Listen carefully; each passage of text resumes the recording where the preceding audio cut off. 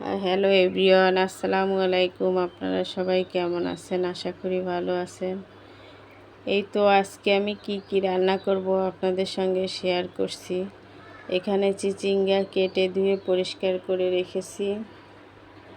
চিচিঙ্গা চিংড়ি মাছ দিয়ে ভাজি করব। ভাজি করার জন্য চুলায় কড়াই বসিয়ে দিয়ে পেঁয়াজ কাঁচা ঝাল দিয়ে দিলাম, চিংড়ি মাছ দিয়ে দিলাম, দিয়ে ভালোভাবে ভেজে নিচ্ছি।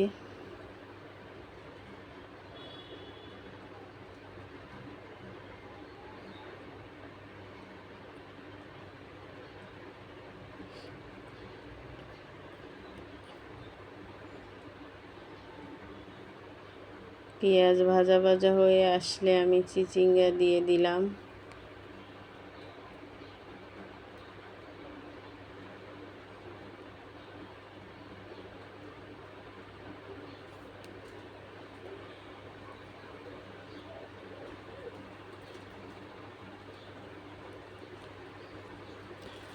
পরিমাণ মতো লবণ হলুদ দিয়ে দিলাম, পানি দিলাম, সিদ্ধ হওয়ার জন্য পানি দিলাম পরিমাণ মতো।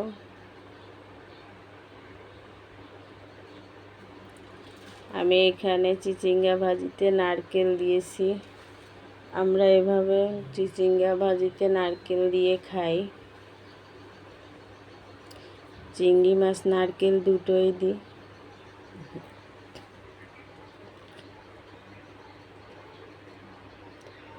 এই তো চিচিঙ্গা সিদ্ধ হয়ে আসছে, ভাজি করা হয়ে গেছে আমার চিচিঙ্গা।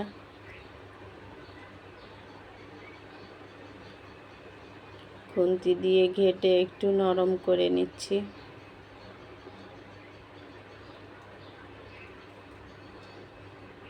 কেমন হয়েছে আমার চিচিঙ্গা ভাজি কমেন্টে জানাবেন। আরও একটা রান্না করব, দেখতে থাকুন। এই তো হয়ে গেছে আমার চিচিঙ্গা ভাজি।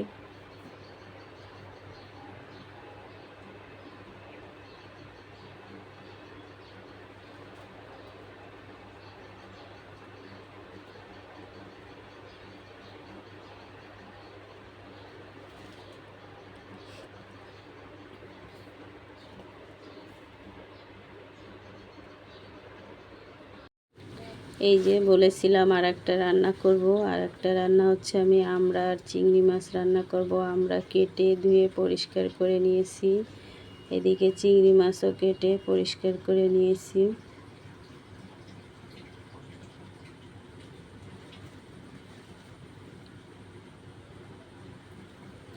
চুলায় কড়াই বসিয়ে তেল দিয়ে পেঁয়াজ রসুন বাটা দিয়ে দিলাম।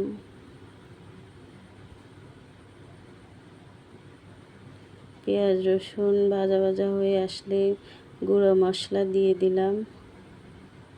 মরিচের গুঁড়া, হলুদের গুঁড়া, জিরের গুঁড়া, ধনিয়া গুঁড়া, স্বাদ মতো লবণ দিয়ে মশলা কষিয়ে নিচ্ছি।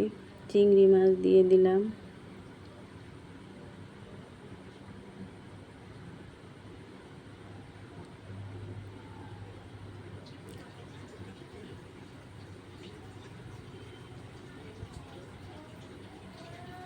মশলা কষানো হয়ে গেছে, কেটে রাখা আমড়া দিয়ে দিলাম। আমড়া দিয়ে ভালোভাবে কষিয়ে নিচ্ছি।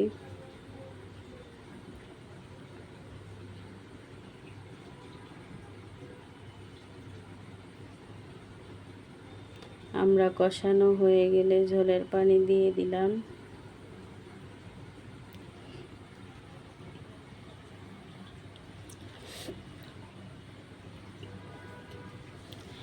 এদিকে আমাদের ঝিলমিলের বাচ্চা দেখুন, ঝিলমিল যেমন আমার পাশে বসে থাকে সব সময়। আমার যেখানেই কাজ করি বসে ও আমার পাশে বসে থাকে। ওর বাচ্চাটাও এরকম হয়েছে, আমার পাশে বসে আছে। অনেকক্ষণ জাল করার পরে আমড়ার ঝোল টেনে এসেছে, আমড়া সিদ্ধ হয়ে গেছে। একটু চেপে দেখলাম খুন্তি দিয়ে, আমড়া সিদ্ধ হয়ে গেছে।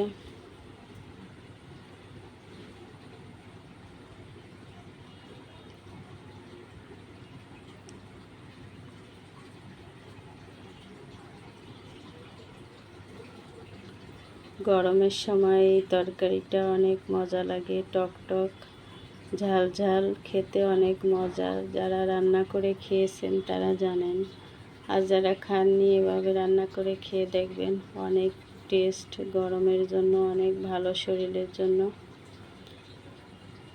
কেমন হয়েছে আমার রান্নাটা কমেন্টে জানাবেন, লাইক শেয়ার করে দিবেন। দুইটা রান্নাই দেখালাম, দুইটা রান্নাই কেমন হয়েছে অবশ্যই কমেন্টে জানাবেন। যারা এতক্ষণ ধরে ভিডিওটা দেখেছেন তাদেরকে অনেক অনেক ধন্যবাদ। একটা সাবস্ক্রাইব করে দিয়ে আমার পাশে থাকবেন এগিয়ে যাওয়ার জন্য। আল্লাহ হাফেজ।